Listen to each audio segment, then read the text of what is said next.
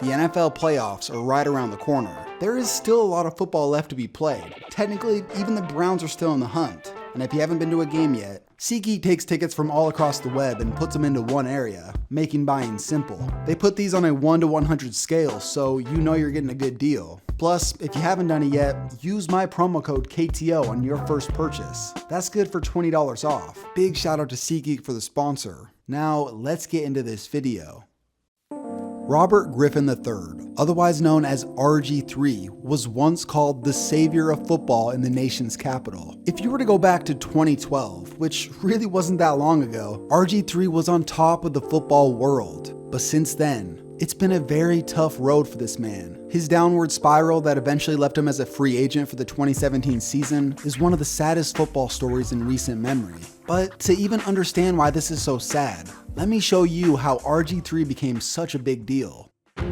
By 2010, something special was brewing in Waco, Texas. Even though Baylor's football program had been a complete joke for years, they had one of the most underrated duos in college football, RG3 and Josh Gordon. Griffin, been on target all day. Short pass, long run. Watch out, Gordon. Can they catch him? No way. Josh Gordon was a total stud, but he did get suspended indefinitely for failing a drug test, and he would end up leaving Baylor following the 2010 season. As far as RG3, he had quite the story so far. You want to talk about athleticism? He still holds the Texas high school record for the 300-meter hurdles. This former track sensation decided to attend Baylor so he could do both football and track. Get this, as a freshman, he was the starting quarterback during the fall, and in the spring, he finished as the 3rd fastest collegiate hurdler in the nation. As a former collegiate sprinter, this is just insane to me. Most programs don't even allow their athletes to do multiple sports anymore.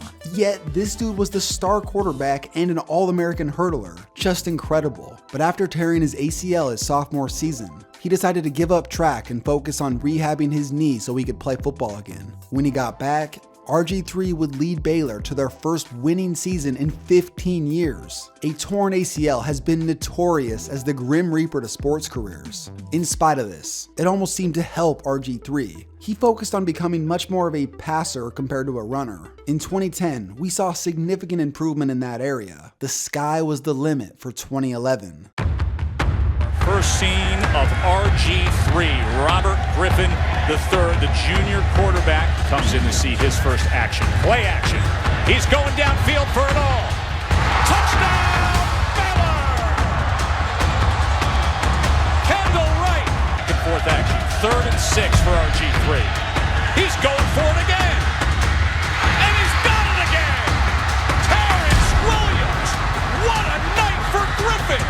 Takes the snap here, looks to throw, has time, right sideline, Kendall Wright! He will walk into the end zone. So that's... They haven't won it Norman, though, and wow. Tevin Reese wide open. Griffin's got him in stride. Touchdown, Baylor. Baylor had started 3-0. Not only was RG3 averaging over 300 yards and 4 touchdowns a game, but he had more touchdown passes than incompletions. As the season went on, he would go on to pass for over 400 yards 4 times and led Baylor to their best record in 3 decades. The 2011 winner of the Heisman Trophy is Robert Griffin III, RG3! RG3 had become the biggest young star in college football. He had his iconic look with a single sleeve and glove on his left arm, style off the field with his huge collection of socks, and nothing was more intimidating than playing against him on NCAA 12.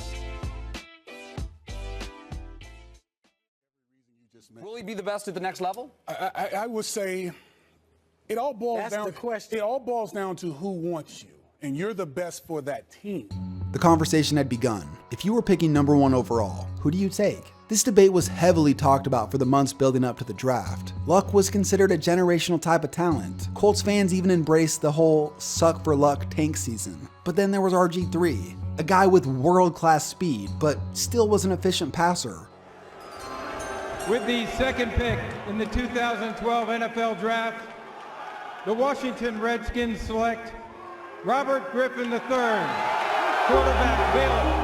You would think that the Washington Redskins were excited to pick RG3, right? Given the fact that they gave up 3 first-round picks and a second-round pick to get him. However, not even 48 hours would pass, and the Washington Redskins would make an eye-opening decision. They decided to take Kirk Cousins in the 4th round. The organization was torn on drafting RG3, so they decided they were going to play it safe and draft another quarterback relatively high. The Redskins started out the 2012 season on the wrong foot. Just past the halfway point, they stood at 3-6. They seemed like a long shot to make the playoffs. But over the next 7 weeks, we witnessed something amazing. Taking one way, fake the end around to Banks, and now looking wide open is Robinson. And a man rush. Good protection. And now a flag, and he just throws it as far as he can for Santana Moss. The ball. All players in the NFL. And stretching into the end zone is Paul. Where's number 11? Griffin keeps it. He's got him downfield. Robinson for the touchdown. No flags. This is April's NFL draft. Play action. Griffin over the middle. He's got Garcon. And Pierre Garcon has got room to go. First down and goal. A shot into the end zone. The pass is caught. Touchdown, Santana Moss. After throwing 8 touchdowns in 5 days, RG3 would help lead Washington to a 7-game win streak. Eventually, he won Rookie of the Year after boasting solid numbers both in the run and pass game. Somehow, someway, they found a way to squeeze into the playoffs. Again, Griffin rolling to his right. Was looking for Hankerson, comes underneath, and the pass incomplete for Garcon. And now Griffin is really slow back to the huddle. Yeah, you see the limp, and 2nd and 22. And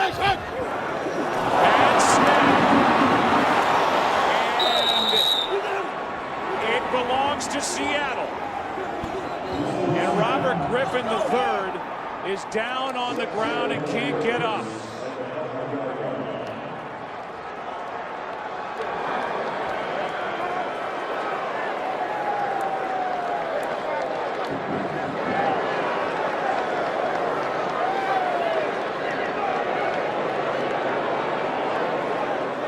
Stunned silence here at FedEx Field is one of the brightest stars to come into this league in a long time.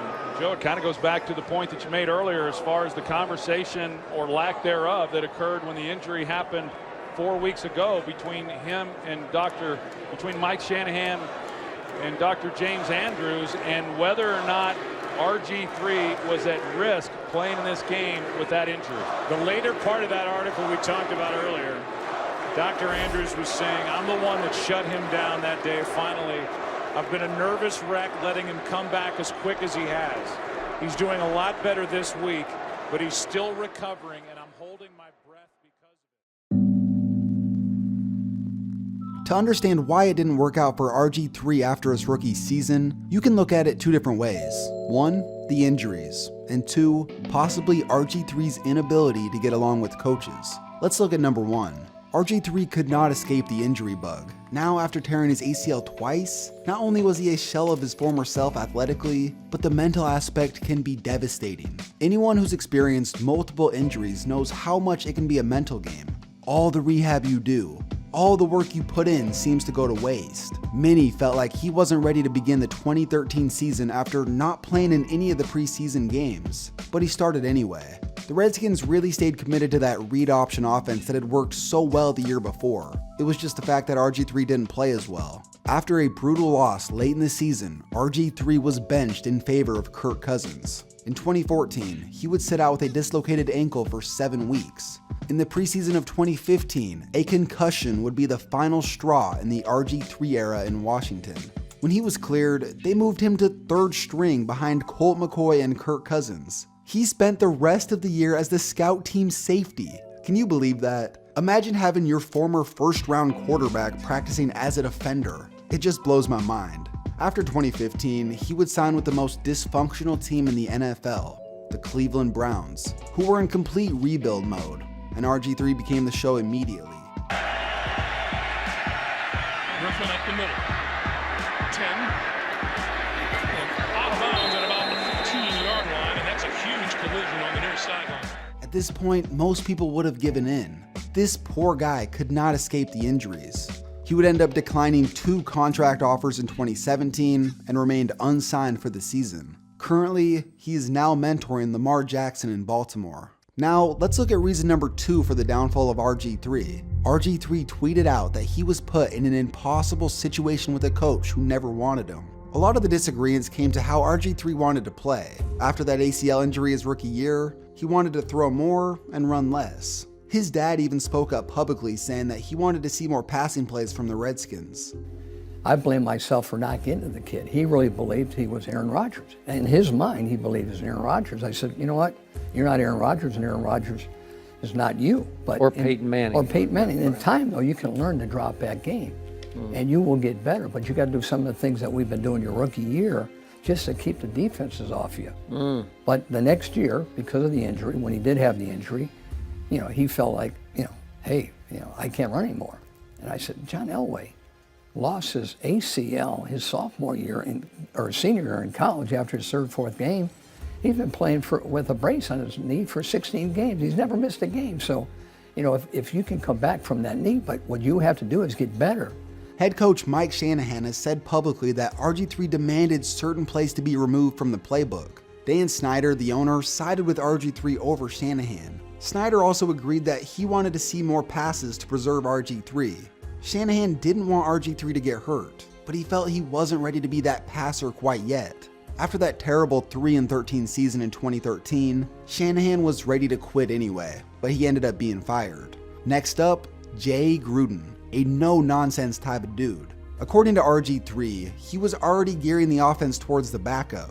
He did end up playing more safety in practice than quarterback, so in that regards, I feel what RG3's saying. But then this happened. Santana Moss, one of Washington's receivers, came out publicly and said RG3 was out of the NFL by 2017 because he couldn't get along with coaches, claiming that he was gloating when Shanahan got fired. RG3 fired back on Twitter with this tweet. I'll leave the whole thing on the screen, but to summarize, RG3 felt betrayed, saying Moss openly lied about the situation. People desperately wanted to pin him to this negative narrative, when in fact, he was just working hard and trying to be the best that he could be.